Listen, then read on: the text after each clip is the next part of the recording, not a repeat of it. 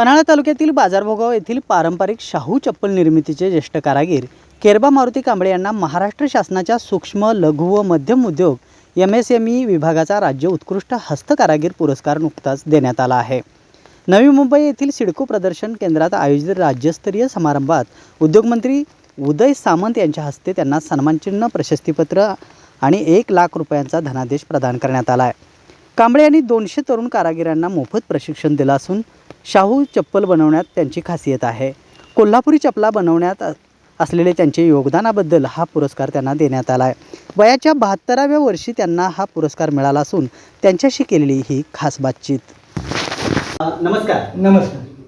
तर तुम्हाला हा राज्याचा पुरस्कार मिळालेला आहे की उत्कृष्ट कारागीर पुरस्कार मिळालेला आहे। तर किती वर्ष झालं तुम्ही या कोल्हापुरी चपला बनवण्याचं काम करताय आणि कसा प्रवास होता तुमचा? माझी सुरुवात म्हणजे 1986 पासून झाली आणि माझ्या वडिलांपासूनच आहे आणि माझे वडीलच गुरु आहेत। मला हे असं म्हणजे मला कोणीही शिकवलेलं नाही। ज्यावेळी मी ह्याच्यामध्ये पाऊल टाकलं तेव्हा मला एक नाद होता ह्या चप्पलचा की वडील कसं काम करतात, वडिलांचं काय काम आहे, ते आपण कसं केलं पाहिजे, आपण ध्यानामध्ये कसं घेतलं पाहिजे हे मी बघत राहिलो। मला शिकवलं नाही, चप्पल तयार केलं की मला वाटतं 1970-72चा काळ असेल। त्यावेळी मी ते तुकडा घेतला आणि त्यामध्ये मी 6 जोडी तयार केल्या, जोड्या तयार केल्या। वय किती होतं त्यावेळी? मला वाटतं 10, 12, 13 वर्षाचा मी असेल त्यावेळी।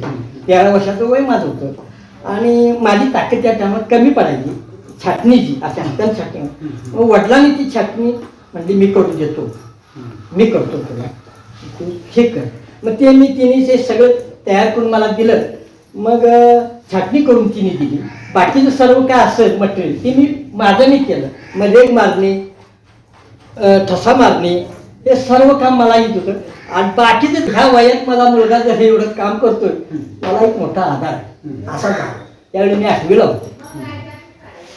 दोघंजण आम्ही कोल्हापूरला गेलो आणि मला ज्या वक्ताला घालायचं होतं त्यावेळी तो माल घातला। मी 7 जोडी केल्या होत्या। किती जोडी? 7 जोडी केल्या आणि 7 जोडीचे पैसे साहेब तुम्हाला सांगतो, तुम्हाला ते पटणार बी नाही ते दर काय असेल, तो दर मला अजून आठवतो। 7 जोडीचा 35 रुपये, 7 5 35, 5 रुपये जोडी त्यावेळी ती घेतली। आमचे वडील असे उठले की 5 रुपयाचं जोडीचं 7 रुपयानं 35 रुपये झाले आणि त्या 35 रुपये म्हणजे त्यावेळी आम्हाला 35,000 म्हणजे 35,000 रुपये ते वाटायचे त्यावेळी।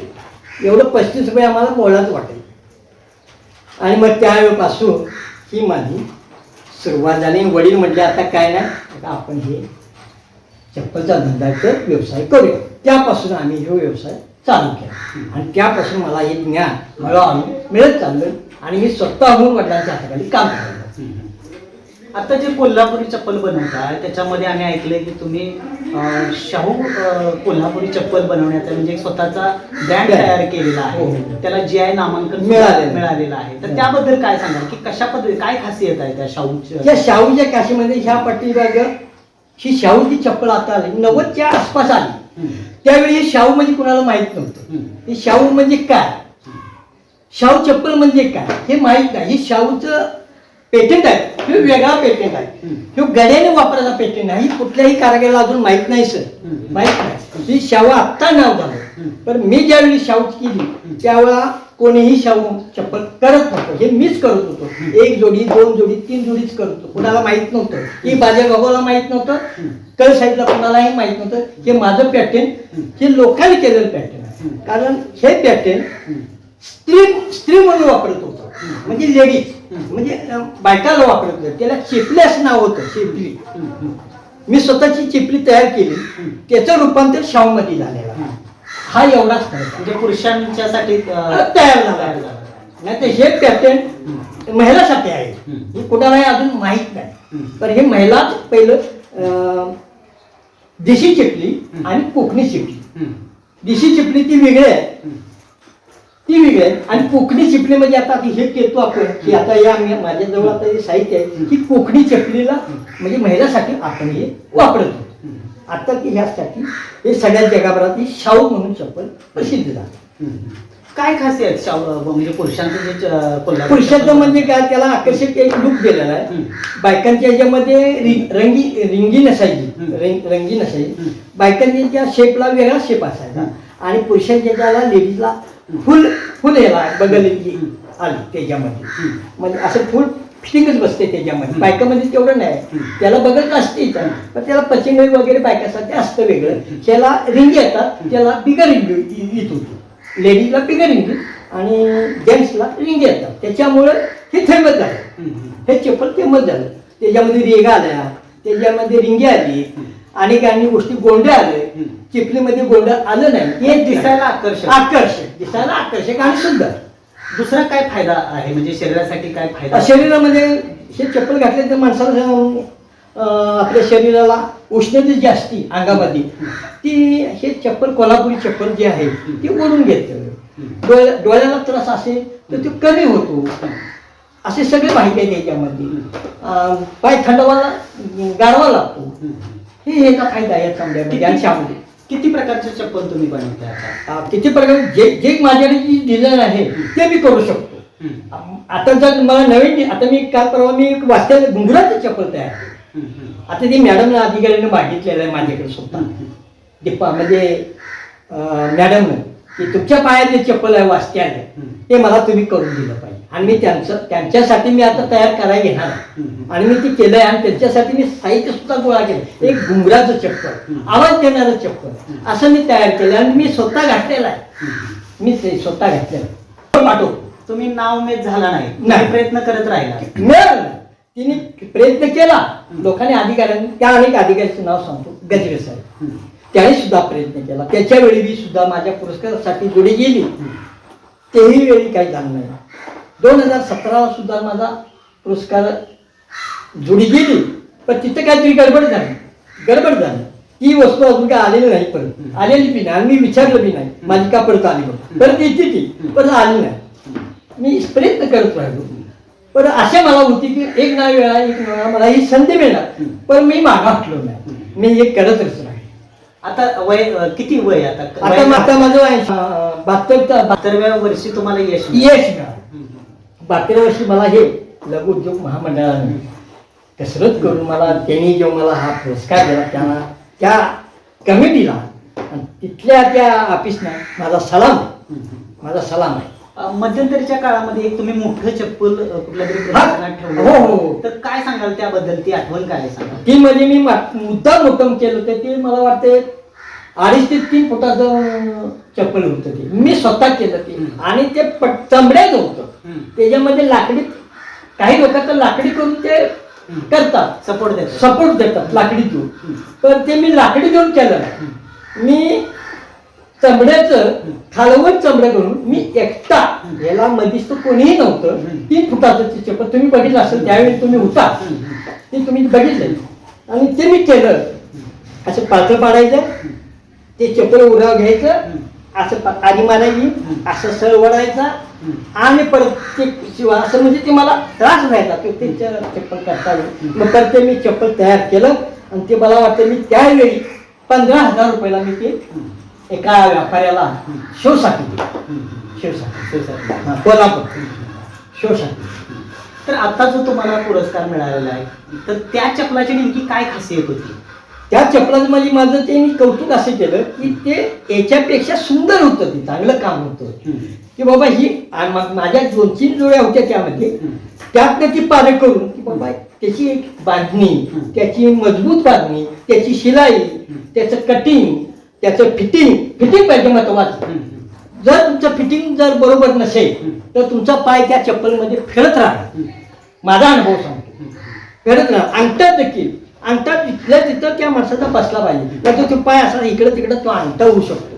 ते देखील जिथल्या तिथं बसला पाहिजे. ही त्याची खासियत माझ्या चप्पलची तर ही खासियत आहे. मी इतरांचं सांगू शकत नाही, पण ही माझी खासियत. जिथल्या तिथं बूट जसा बसतो तसं माझं गिरायकाला, एखादं गिरायक आलं तर ते चप्पल बुटासारखंच बसलं पाहिजे. बाहेर पाय पट्ट कामा नाही आणि मागे चप्पल पाय घाता कामा नाही, असं माझं चप्पल. ही त्याची ख्याती. तुम्ही बनवलेली जी चप्पल आहे तर ती कुठं कुठं जात आहे? मी माझी चपली बनवलेली शाहूवाडीमध्ये जातात, करा याला वारणेची लोक माझ्याकडे येतात, पुण्याचे येतात, मुंबईचे येतात, मुंबईच्या काल केला, कोल्हापूरला आहे, आता सध्या मला पेटला माझं काम चालू आहे. नाशिकला मी स्टॉल केलेला माणूस आहे, उत्तर प्रदेशमध्ये मी स्टॉल केलेला माणूस आहे, मध्य प्रदेशमध्ये जाऊन आलेलो आहे, म्हणजे वेगवेगळी प्रदर्शन असतात त्यामध्ये मी जाऊन आलेलो आहे. 2010 पर्यंत तरी मी जाऊन आलो, प्रदर्शन मी केलेले आहे. तर आता ही जी चप्पल आहेत म्हणजे तुम्ही व्यापाऱ्यांना देताय, तर ती तुम्ही बनवलेली चप्पल परदेशात सुद्धा जात हा जाऊ शकतात. त्यांची जर मागणी असली तर माझा अशी इच्छा आहे की परदेशात सुद्धा मी माझी कला मी स्वतःहून दाखवण्याची तयारी मी करू शकतो. आता छातूट मला जर संधी दिली सरकारनं परदेशात जाऊ तर ती सुद्धा मी माझी कला त्या ठिकाणी दाखवण्याची माझी तयारी. तर वर्षाकाठी किती चपलाचे जोड तुम्ही बनवताय? वर्षाकाठी आमच्या बघा महिन्याला माझा 100चा 150चा टार्गेट आहे.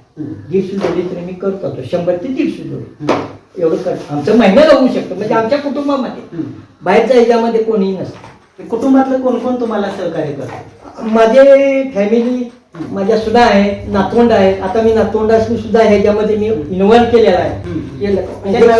नव्या पिढीनं माझा संदेश आहे. आणि मला वाटतं शासनाला एक विनंती आहे की शासनानं खर्च करावा आणि युवकांना पुढे आणण्याचा प्रयत्न करावा. नसेल तर मी करतोय की ह्या पुढं प्रत्येक कारागिरांच्या घरामध्ये कोणी कारागिरांना माझी एक विनंती आहे, चरमकार समाजाला माझी विनंती, व्यवसाय म्हणून तरुणांना तिकडे वळायला पाहिजे, स्वतःला व्यवसाय म्हणूनच वळायला पाहिजे. स्वतः आपण तुम्ही स्वतः बिझनेस म्हणून बना, म्हणजे करिअरची संधी आहे तुम्हाला, संधी आहे.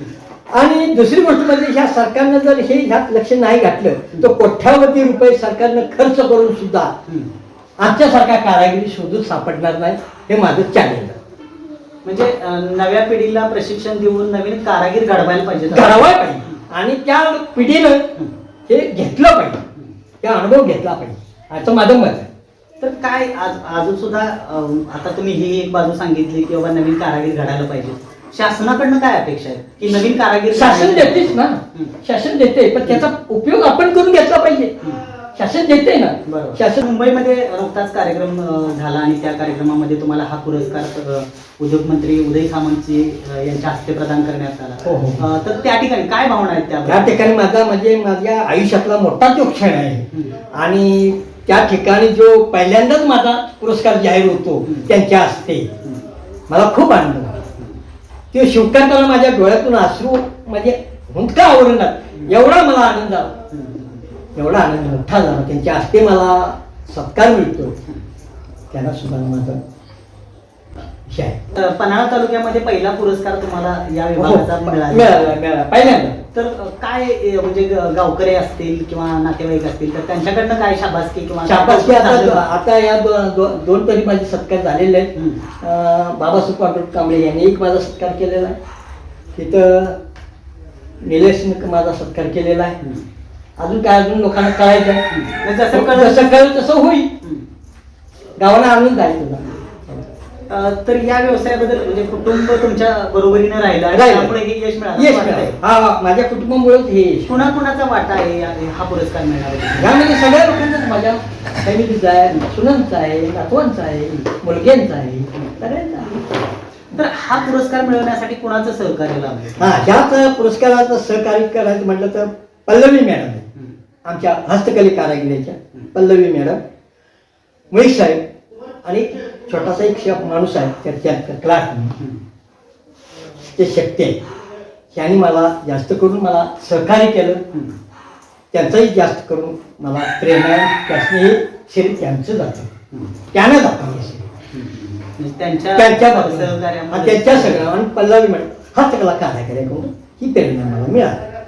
तर वयाच्या 72व्या वर्षी सुद्धा नावमेद न होता आपल्या कोल्हापुरी चपलामधली खासियत दाखवून आज राज्याचा हस्तकला विभागातील एक पुरस्कार बाजारभावासारख्या दुर्गम भागात मिळू शकतो हे केरबा कांबळे यांनी दाखवून दिलेलं आहे. आणि बाजारभावासाठी आणि परिसरासाठी कारागिरांसाठी ही अभिमानाची कौतुकाची बाब म्हणावी लागेल. आणि या परिसरात नक्कीच आनंद व्यक्त होतोय. तर यापुढे सुद्धा तुम्हाला दीर्घायुष्य लाभू दे, तुमच्या हातून तुमच्या ज्या उरलेल्या इच्छा आहेत त्या पूर्ण होत अशी अपेक्षा व्यक्त करतो. आणि या ठिकाणी आमच्याशी बातचीत केली त्याबद्दल धन्यवाद.